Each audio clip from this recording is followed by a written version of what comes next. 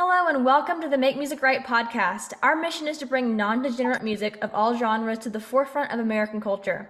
I'm your host, Chloe Castillo, and joining me on today's episode is my friend and fellow freedom fighter, Hannah Faulkner. How are you doing today, Hannah? I'm doing great. I'm so appreciative. I just want to say this real quick. I'm so appreciative for what you're doing and just fighting on the front lines for for music, because I feel like that's a topic that's not talked about a lot, is how degenerate the music industry has become and how conservatives are promoting this degeneracy in the music culture and aspect as a whole. So I'm just so grateful for what you're doing, and I just want to applaud you for touching on this aspect, because I don't believe that it's talked about enough. So thank you. Of course, yeah. And it really is crazy how much this is ignored, especially with how often and how frequently we talk about the culture war. So I'm super happy to have you here talking from your perspective as a Gen Z patriot, and it's just super happy to have you.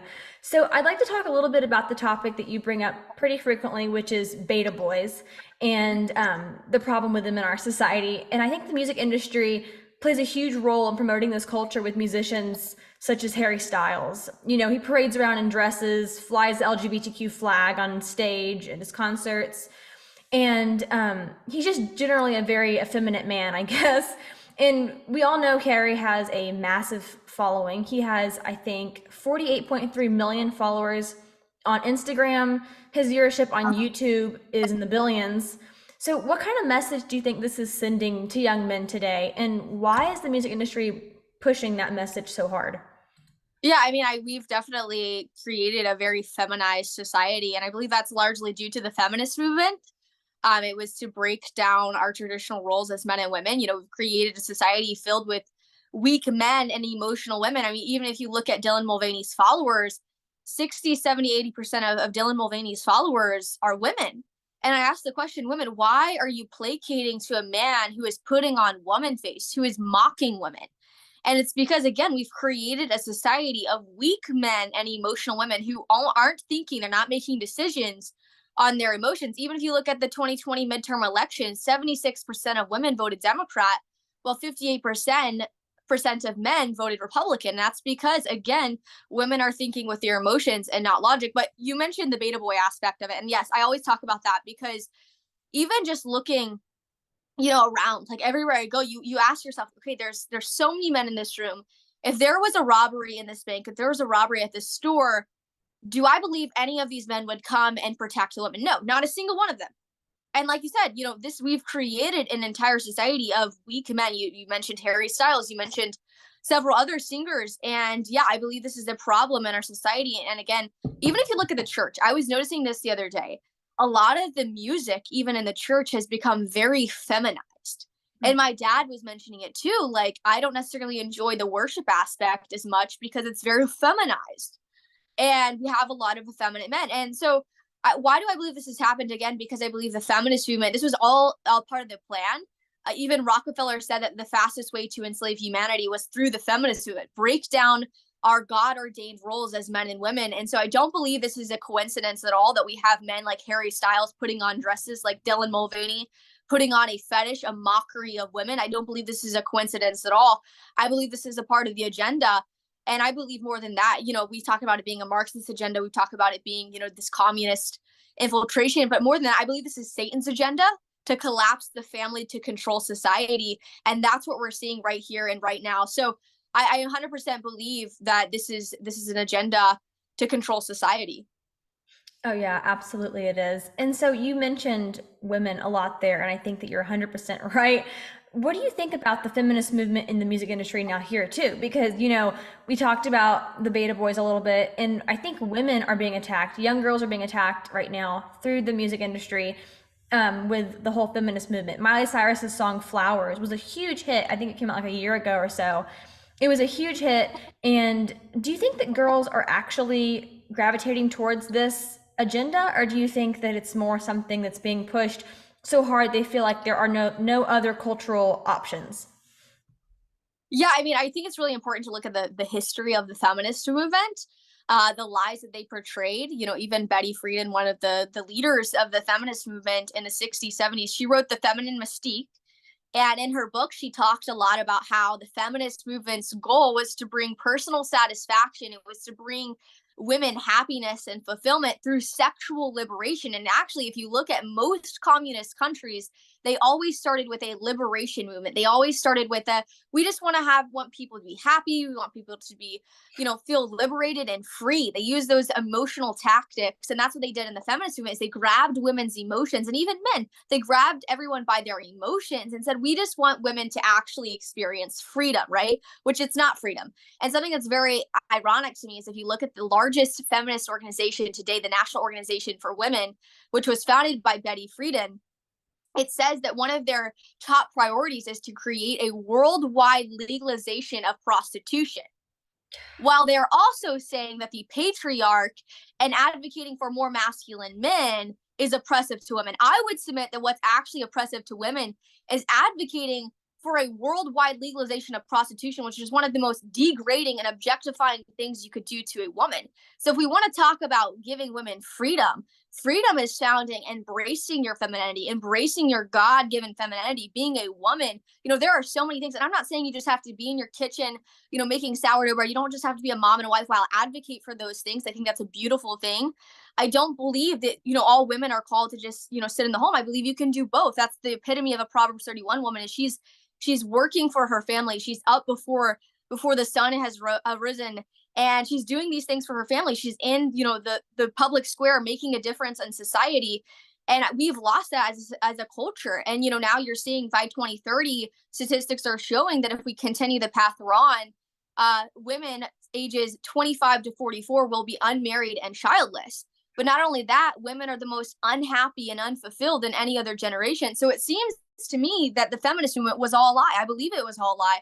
And statistics and science is proving that, because now we're seeing that women are the most unhappy and unfulfilled. And it's because we're completely out of our God ordained roles. And so I think it's important for people to look at the history, the lies that they were propagating. But something that's very interesting to me also is how in the early 1900s, which also Margaret Sanger, I'm sure you're familiar with, the founder of Planned Parenthood, she coined the term birth control in 1914. And a lot of people don't think that it goes that far back, right? They think it was like 1973. Oh, that's when we introduced Roe versus Wade, all of those laws that happened. They think, oh, it was 60s, 70s. No, this has been happening since late 1800s, early 1900s. I mean, this has been happening for hundreds of years. This is not just some new idea. This has been planned for a very long time. But originally, the idea of feminism, they didn't bring the term feminism just yet. But they were talking about how it was the goal with birth control and with Planned Parenthood was to reduce the population. Mm-hmm. But they knew that narrative couldn't fly in society. That narrative would not be able to catch women, right? Like, you want to reduce population, that's not really going to catch people's emotions, right?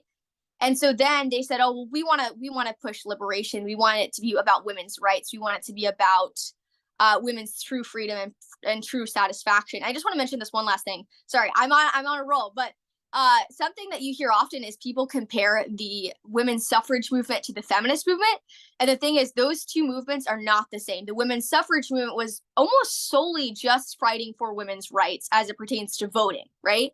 But the feminist movement was about women's rights, quote unquote, abortion, contraception, all of these different things. And I mean, you could talk about the feminist movement for a very long time, but I do believe that a lot of women have been lied to. I mean, even conservative women are lied to by the feminist movement. We've still adopted into this idea of feminism and creating our own personal satisfaction through multiple different streams. And so I believe, we have to believe that the entire feminist movement was a lie. Not the first wave of feminism, not the second wave. All of the feminist movement was a lie. And with the feminist movement was never about women's rights. Oh, absolutely. And you were on a complete roll there, and you're 100% right.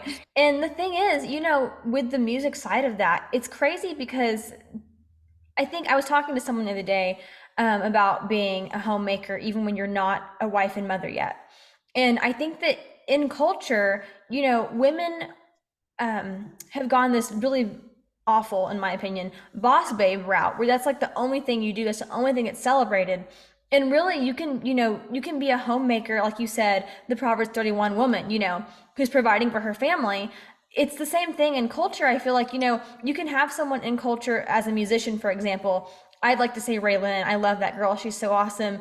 And she is to me a homemaker in her own home, but then also in culture. She's showing young women, you can be a musician, you can be whatever you want to be, But then she prioritizes her family. She prioritizes being a wife and mother, and you can see that in her music, in the things she sings about, like in her Raising Me a Country Girl. She sings about her beautiful little girl, Daisy. And she makes it something that's wonderful and happy and something that girls should gravitate towards naturally, really.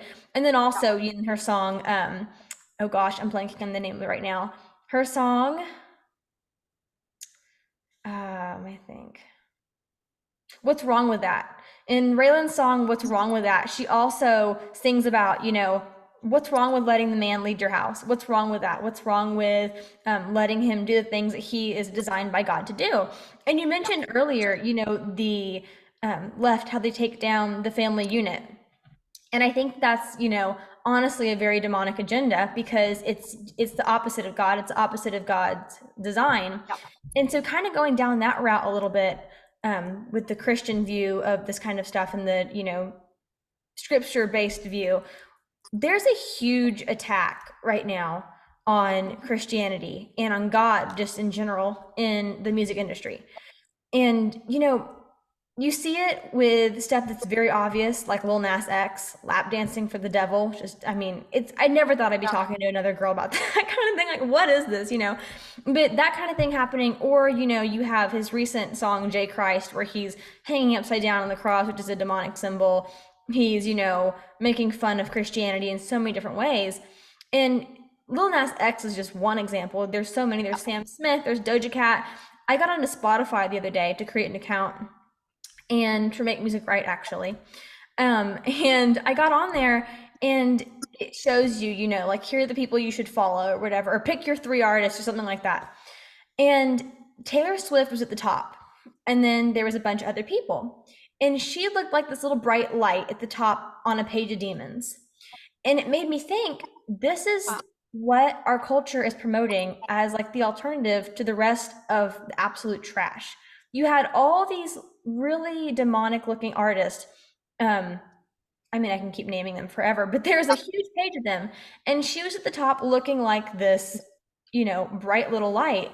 And I was telling you a minute ago off air that I was listening to Michael Knowles, who I love, by the way, and he was saying on his show that Taylor Swift is nice and he doesn't want to attack her too much for the reason that she is like this alternative in our culture. She doesn't promote all the trash. First of all, I would argue that she does a little bit more than I think people realize.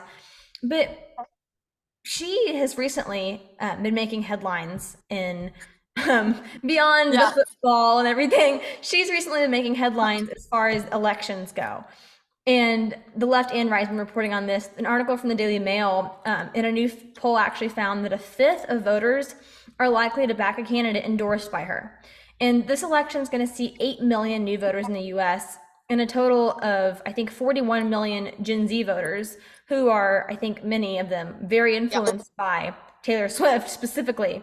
So, what do you think about how conservatives take this issue so lightly? We address people like Lil Nas X and we go, "Oh, that's terrible," and it is. We're right.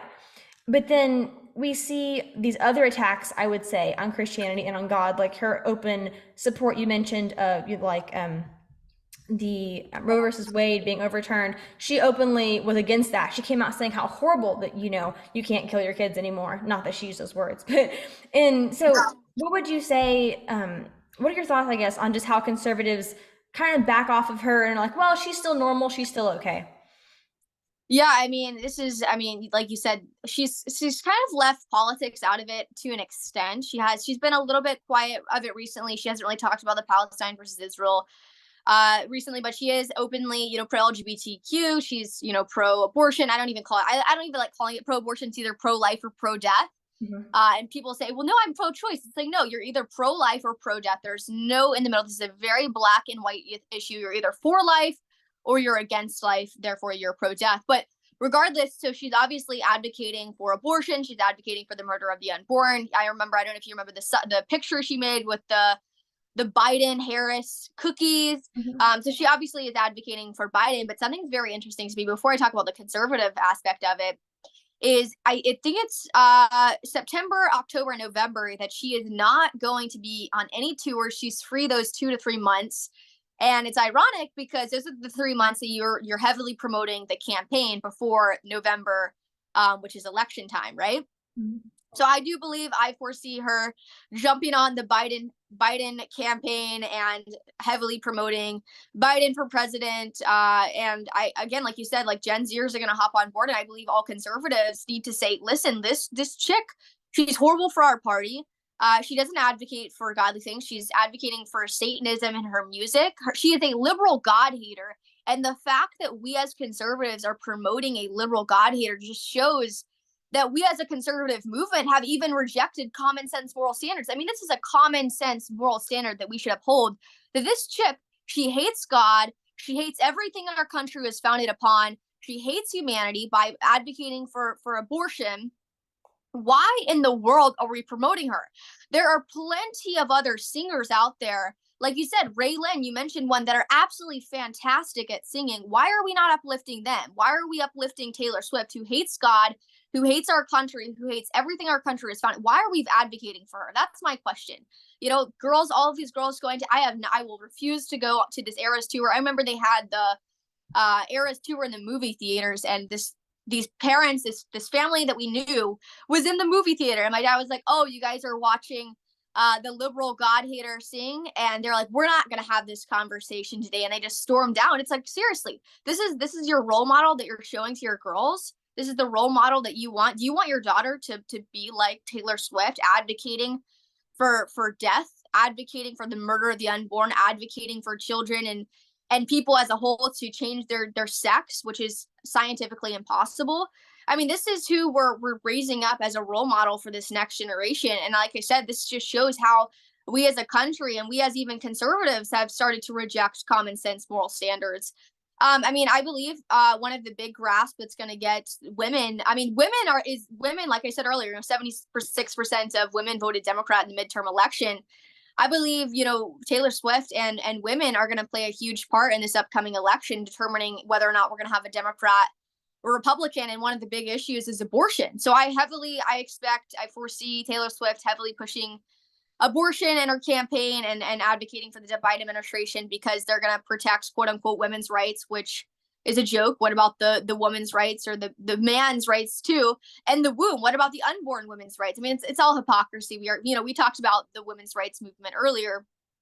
But to me, it just sickens me every single time I see these conservatives post all about Taylor Swift. I mean, again, why are you uplifting a liberal God hater who hates everything our country is founded on? Why? Why do you continue to promote her? That's my question. People may say, well, we like her music. She's beautiful. Okay, so what? Is that you're going to say the same thing about, becoming an alcoholic? Well, I just like the feeling of being drunk. Like, that's not a good argument, right? Oh So yeah, I don't know. I totally agree with you. And it's it's something that's really been frustrating me for a while with the conservative movement. And so many people and girls in the movement who I love. I think they're great people. They're doing a lot of really awesome things in the movement. But when you continue to, I guess, stand for Taylor Swift or support her openly or whatever, as much as you do and lift her up in our movement as like the normal person and the normal musician, and she's so not. And I think what's really crazy is that we have done so little on the cultural front. We talk a lot about it, and that's fantastic. We need to continue the conversation, but something has to happen to counter this. Daily Wire has done a little bit on the film side of that, and I'd like to see Make Music Right do something on the music side. Our mission is to bring non-degenerate music to the forefront of American culture.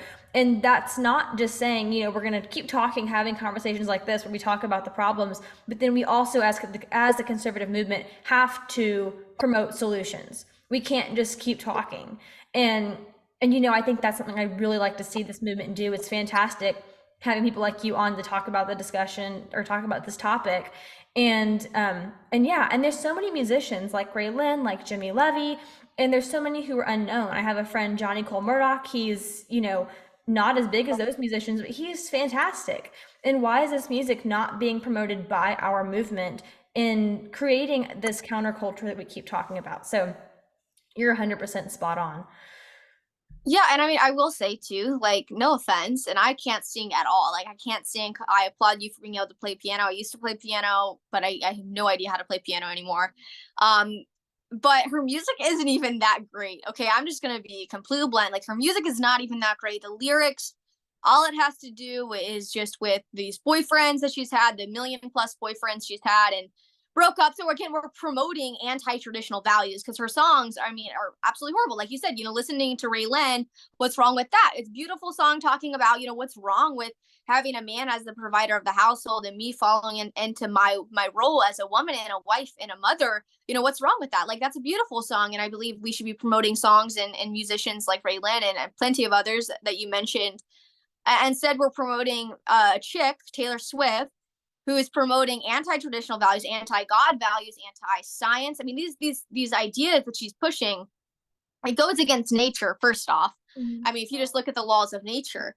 But I mean, it's sad to see, but I believe this is a part of the agenda, and conservatives need to pay attention. We can talk about these issues all day long, but what are we going to do to fix them? What are we going to do? Well, I know fixing them is definitely not by promoting the other side and uplifting those on the other side. That's definitely not going to fix anything. So I 100% agree with you. Yeah, absolutely. So one last thing before we wrap up here. So going back a little bit to the Satanism in the music industry, what do you think about that just in general? It's so blatant. Do you think that people and conservatives too, we condemn it, but then we, at the same time we just see it and we're like, oh yeah, that's that bad stuff out there. It's like, well, how about this is a total spiritual war. It absolutely is. Yeah. There's no denying that. And what can we do on our side? And I know you're not a musician or anything, but you are a very bright young woman, and who you're someone who would be listening to music and listening to, something that promotes God, family, and country. Besides just Christian music, I mean, I think Christian music's great, but I think a lot of times as conservatives, we see Christian music and go, "Oh, there's our alternative," and it's like, no, we have to have something that provides a little bit more than that. So just final thoughts on that. What do you think we should do as far as the spiritual war aspect goes in this music industry? Yeah, I mean, first off, stop promoting artists that are promoting degeneracy and evil. I mean, she is literally promoting evil in her songs. So stop supporting artists like Taylor Swift, Little Nas X. I mean, the amount of Christians I know that still listen to Little Nas X and post about, oh, this song, what was it? That old song, horse. It was something about a horse. Old Town Road. Yeah, Old Town Road. That song was it's a horrible song, but they had all their little kids singing the song. So stop listening to this music.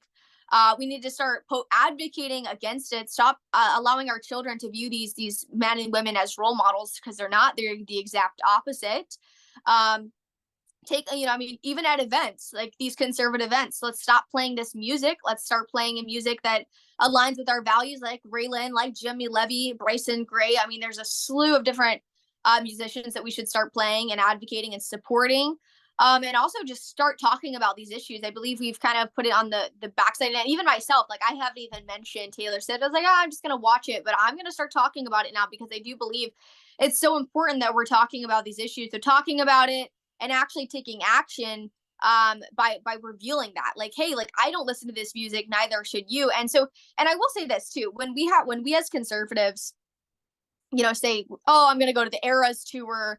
I'm just going to say, I'm going to use I'm going to use a hypothetical example. If I'm just pro Taylor Swift. I love the Eras tour. I'm posting all about it. Girls like Taylor Swift. I know she's bad, but I still love Taylor Swift. Her music is absolutely amazing. I love going to her Eras tour.